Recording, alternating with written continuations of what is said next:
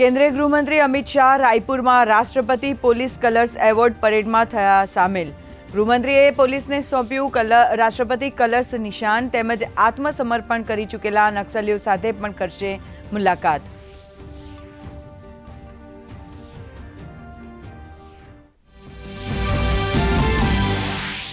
પ્રધાનમંત્રી નરેન્દ્ર મોદી નવી દિલ્હીમાં રાજ્યના મુખ્ય સચિવોના ચોથા સંમેલનની કરી રહ્યા છે અધ્યક્ષતા। તમામ રાજ્યોના સહભાગી વિકાસના એજન્ડા પર થઈ રહી છે ચર્ચા। મહારાષ્ટ્રમાં આજે સાંજે થશે દેવેન્દ્ર ફડણવીસના કેબિનેટનું વિસ્તરણ। સાંજે 4 વાગે યોજાશે શપથ ગ્રહણ સમારોહ।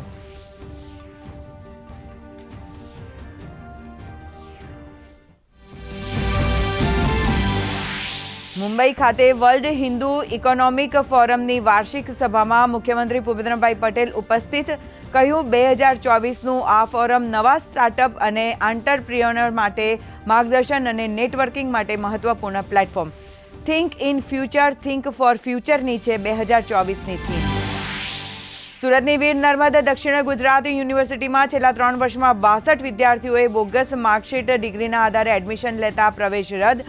મહારાષ્ટ્ર, તમિલનાડુ, રાજસ્થાન બોર્ડની બોગસ માર્કશીટોથી નર્મદ યુનિવર્સિટીમાં લીધો હતો પ્રવેશ।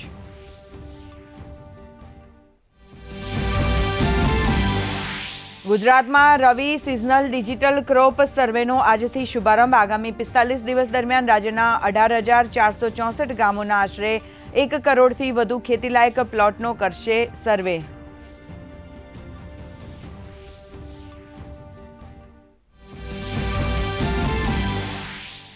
છોટાઉદેપુરના કનલવા ગામના હસ્તકલાકારની અનોખી કલા। ઝાડના થડના નકામા મૂળિયામાંથી લાકડાની મૂર્તિઓ સર્જી બનાવી રહ્યા છે વેસ્ટમાંથી બેસ્ટ।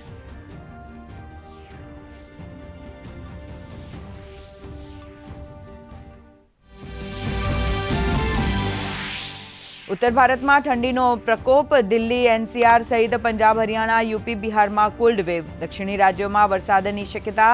તો ગુજરાતમાં રાજકોટ, અમરેલી, વડોદરામાં 10 ડિગ્રી તો સૌથી ઓછું ડીસામાં 8.9 અને નલિયામાં 6.2 ડિગ્રી તાપમાન। અને ભારત ઓસ્ટ્રેલિયા વચ્ચે બ્રિસ્બેનના ગાબામાં ચાલી રહી છે બોર્ડર ગવાસ્કર ટ્રોફીની ત્રીજી ટેસ્ટ। ઓસ્ટ્રેલિયાએ અત્યાર સુધીમાં 6 વિકેટના નુકસાને બનાવ્યા 351 રન।